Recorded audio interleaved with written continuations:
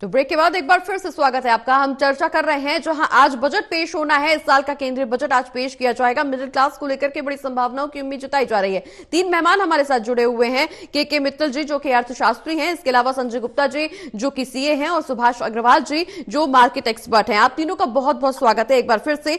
जो बजट को लेकर के हम चर्चा कर रहे हैं उसमें निश्चित तौर पर मिडिल क्लास को लेकर के बड़ी संभावनाओं की उम्मीद तो जताई जा रही है, लेकिन कहा यह जा रहा है कि महिलाओं के लिए भी खास ऐलान किया जा सकता है। इसके अलावा किसानों को लेकर के भी बड़ी घोषणाएं की जा सकती हैं, युवा वर्ग को लेकर के बड़ी घोषणाएं की जा सकती हैं। आईटी सेक्टर हो या इंफ्रास्ट्रक्चर हो या बिल्डिंग निर्माण हो, चाहे इकोनॉमिक की बात हो चाहे इलेक्ट्रॉनिक की बात हो, हर क्षेत्र में इस बार सरकार बैलेंस तरीके से अपना बजट पेश करने जा रही है। सवाल मेरा संजय जी आपसे है, जिस तरह से 15 से 20 लाख रुपए के बीच की वार्षिक आय वाले लोगों के लिए कहा यह जा रहा है कि 25% टैक्स स्लैब पेश करने की योजना लागू की जा सकती है, उम्मीद जताई जा रही है। अगर ऐसा कुछ होता है तो लोगों को कितनी राहत मिल सकती है? देखिए, जो ये लगातार संभावना जताई जा रही है कि 15 से 20 लाख के ऊपर आप टैक्स रेट को 25% कर देंगे, जी। लेकिन मुझे ऐसी कोई उम्मीद इस बजट के अंदर नहीं है। मैक्सिमम टू मैक्सिमम जो फाइनेंस मिनिस्टर साहब कर सकते हैं, वो जो 7 लाख रुपए तक हमें न्यू रिजाइम के अंदर जो टैक्स नहीं देना पड़ता है, उसको वो 87A में अमेंड करके सर्टेनली वो 10 लाख के आसपास मैक्सिमम कर सकते हैं। लेकिन देखिए, ये 8वां बजट है हमारी फाइनेंस मिनिस्टर साहिबा का, और वो शुरू से बड़ी माइजर रही हैं। मैं हिंदी में तो नहीं कहूंगा, माइजर शब्द ज्यादा बेहतर रहेगा। जी, माइजर रही है, लेकिन मुझे भी ऐसा लगता है कि वो शायद बड़ी मुश्किल से 7 से वो 8 लाख रुपए कर पाए, तो ही बड़ी मेहरबानी जो है एक मिडिल क्लास के लिए हो जाएगी। लेकिन अगर आप दूसरे पैरामीटर्स की तरफ जाते हैं, अगर ये देखें कि जो कल इकोनॉमिक सर्वे आया है उसके अंदर कई चीजें बड़ी रिवीलिंग हैं। जी। पहली चीज तो आप ये देखिए कि जो जीडीपी का ग्रोथ रेट है वो डाउन हुआ है। अप्रोक्सीमेटली जो एस्टिमेटेड था उससे 1.3% के आसपास जो है वो डिक्लाइन है। और अगर आप देखें तो जो बजटरी एस्टिमेट आया है वो फर्स्ट क्वार्टर का 6.7 है, और जो सेकंड क्वार्टर है इस ईयर का उसके अंदर 5.4 ही आया है, जो ओवरऑल उन्होंने 6% के आसपास रखा है। अगर आप दूसरी चीज ये देखें कि जो क्रॉस कैपिटल फॉर्मेशन है उसमें भी हाफ ईयर के अंदर जबरदस्त डिक्लाइन है। फर्स्ट क्वार्टर के अंदर जबकि वो 10% था, जो सेकंड क्वार्टर है उसके अंदर ऑलमोस्ट 5.4% के आसपास जो है ग्रॉस कैपिटल फॉर्मेशन रहा। तो इसका मतलब ये हुआ कि जो इंफ्रा की स्पेंडिंग है वो कम हुई है गवर्नमेंट की तरफ से, और जो प्रेशर्स हैं वो गवर्नमेंट के पास लगातार मौजूद हैं। एक जो वरीइंग साइन है वो डिक्लाइनिंग रुपी है, ऑलमोस्ट 3.58% के आसपास जो है रुपी डिक्लाइन हुआ है डॉलर की टर्म्स में, जो हमारे इंपोर्ट बिल को भी इंक्रीज करता है। और सर्टेनली कुछ फायदा एक्सपोर्ट्स में भी मिलता है कि करेंसी का डेप्रिसिएशन हुआ, लेकिन शायद उतना बेनिफिट हमें नहीं मिल पाता है क्योंकि हम इंपोर्ट्स के ऊपर काफी ज्यादा रिलाई करते हैं। अगर आप ये देखें कि ओवरऑल इन्फ्लेशन भी जो है उसका रेट भी ऑलमोस्ट 1.62% बढ़ा है। वैसे तो गवर्नमेंट ये कह रही है कि आरबीआई के मेजर्स के थ्रू जो कंज्यूमर प्राइस इंडेक्स है उसके अंदर तो डिक्लाइन आया है, लेकिन जो फूड इन्फ्लेशन है वो ऑलमोस्ट इस लास्ट क्वार्टर में 8% पहुंचा है। और अगर आप सेकेंड एस्पेक्ट्स को देखें तो जीएसटी की कलेक्शन जो एस्टिमेटेड थी उसके मुकाबले परसेंटेज वाइज कम है।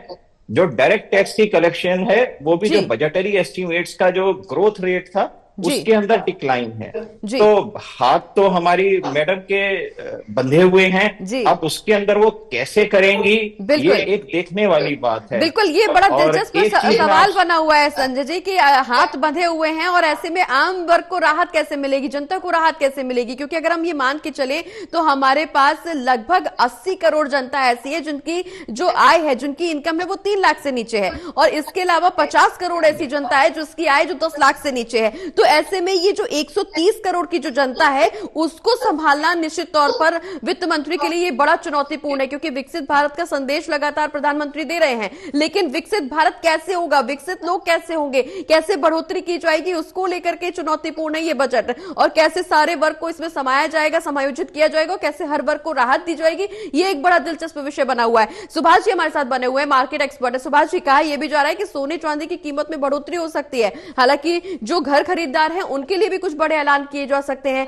इसके अलावा पेट्रोल और डीजल की कीमतों में भी गिरावट की जा सकती है। क्या महंगाई को मापने का या महंगाई को कम करने का यही एक तरीका है, या इसके अलावा और भी कुछ ऐसे प्रावधान किए जा सकते हैं जिससे महंगाई कम की जा सकती है और आम वर्ग को राहत दी जा सकती है?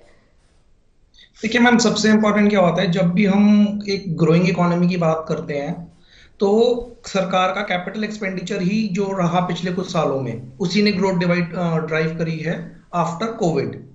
सो जो ये नया सिस्टम शुरू हो गया है सरकार का, बाकी सब स्टेट गवर्नमेंट्स की तरफ से भी, कि जो उनको रेवड़ी कहते हैं या जो वेलफेयर स्कीम्स हैं, तो सरकार को सबसे इंपॉर्टेंट तो ये है कि वो वेलफेयर स्कीम्स के बीच में और कैपिटल एक्सपेंडिचर के बीच में एक बैलेंस मेंटेन करे जी। क्योंकि अगर आप कैपिटल एक्सपेंडिचर कम करते जाएंगे तो आप जो विकसित भारत का सपना लेके चलते हैं वहां तक कैसे पहुंचेंगे?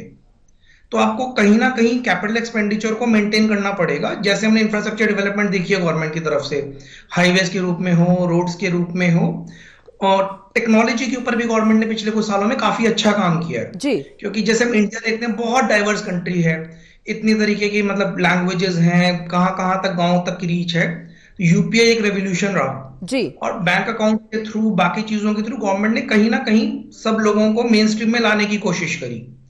और जहां तक रिलीफ की बात हम करते हैं, तो जो ये आप अनाज की योजना लेके चलते हैं, जो प्रधानमंत्री काफी टाइम से 80 करोड़ लोगों को दे रहे हैं जी, तो कहीं ना कहीं नीचे तबके के लिए वैल्यू क्रिएट हुई है जी। और दूसरा मोबाइल डेटा रेवोल्यूशन रहा इंडिया के अंदर, तो उसने कहीं ना कहीं हर किसी तक इंफॉर्मेशन कह लीजिए आप, या वो कहते हैं जो पंथी का आखिरी आदमी होता है उसके तक बेनिफिट पहुंचाया है जी।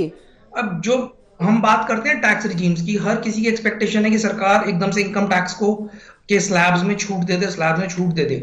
सरकार को भी पैसा चाहिए कैपिटल एक्सपेंडिचर के लिए, वो कहां से आएगा? बिल्कुल, सरकार को बैलेंस तो बनाना पड़ेगा ना कहीं से। और अगर सरकार वेलफेयर ही करेगी, कैपिटल एक्सपेंडिचर करेगी नहीं, तो आप विकसित भारत कैसे करेंगे? बिल्कुल, हालांकि इस बात को के मित्तल जी से ज्यादा समझ सकते हैं। के जी, जिस तरीके से कहा यह जा रहा है कि फ्री की रेवड़ियों का लाभ लगातार सरकार इस बात का ऐलान कर रही है, अगर लगातार फ्री की रेवड़ियां जनता के बीच में जाती रहेंगी, हालांकि जो टैक्स पेयर्स हैं उनको भी राहत की उम्मीद है, टैक्स भी फ्री करना चाहिए, टैक्स भी कम करना चाहिए। इसके अलावा इनकम में बढ़ोतरी को लेकर के भी बजट से उम्मीदें लगाई जा रही, उम्मीदें तमाम है, सरकार की तरफ से योजनाएं भी तमाम लागू की जा रही, घोषणाएं भी की जा रही हैं। ऐसे में सरकार को कहीं ना कहीं बैलेंस्ड स्थिति बनाने के लिए चुनौतीपूर्ण सामना करना पड़ सकता है, क्योंकि आगे आने वाले समय में यह स्थिति और ज्यादा चुनौतीपूर्ण होगी। तो इसको लेकर के बजट में क्या समायोजन बनाया जा सकता है? मैम, सबसे इंपॉर्टेंट, जैसे सब लोग ये कहते हैं कि बेसिक टैक्स रिजीम आप 10 लाख तक ले जाइए, कहीं ना कहीं हमारा टारगेट है कि हम 5 ट्रिलियन इकोनॉमी तक पहुंचे जी। तो आप अगर इंक्लूसिव टैक्स बेस लेके चलेंगे वो ज्यादा अच्छा होगा एज कंपेयर कि आप एक पर्टिकुलर सेगमेंट के ऊपर ज्यादा लोड डालें जी। जैसे जो सैलरीड लोग हैं 10 से 20 लाख के बीच में या 25 लाख के बीच में, उनके ऊपर मैक्सिमम लोड है इनकम टैक्स का। उसकी बजाय अगर आप एक बेसिक टैक्स अमाउंट लेके चलते हैं, जो सरकार ने पहले भी किया कि आप 10,000 रुपए टैक्स जमा कर दीजिए जी, और उसके बाद आप अपना 7 लाख रुपए तक वो एक बेसिक ले आए, उससे क्या एक तो इजी भी हो गया टैक्स फाइलिंग।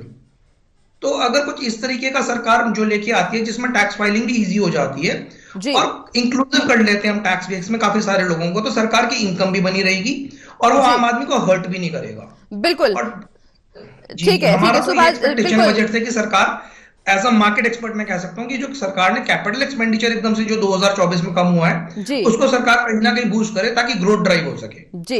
ठीक है, तो जिस तरह से सरकार को हालांकि बैलेंस तरीका तो अपनाना पड़ेगा, लेकिन जिस तरह से टैक्स में बड़े बदलाव की तैयारी की जा रही है, निश्चित तौर पर सोने की कीमत में बढ़ोतरी की भी संभावना जताई जा रही है। हालांकि घर खरीदारों को कुछ राहत मिलने की उम्मीद जरूर नजर आ रही है, लेकिन टैक्स रिजीम में क्या कुछ फायदा यहां पर आम जनता को मिल सकता है, टैक्स पेयर्स को मिल सकता है, ये एक बड़ा सवाल बना हुआ है। हालांकि 11 बजे का समय जब टैक्स को लेकर के या जितने भी संशोधन देखने को मिल सकते हैं, जितने भी संशय की स्थिति है वो सारी क्लियर हो जाएंगी, क्योंकि 11 बजे का समय जब निर्मला सीतारमण बजट पेश करेंगे और बजट में क्या कुछ नई घोषणाएं होंगी, क्या कुछ ऐलान होंगे, इस पर सबकी निगाहें टिकी हुई है। हमारे साथ 2 और मेहमान जुड़े हुए हैं, उनसे भी चर्चा करेंगे, लेकिन एक छोटे से ब्रेक के लिए रुक जाते हैं।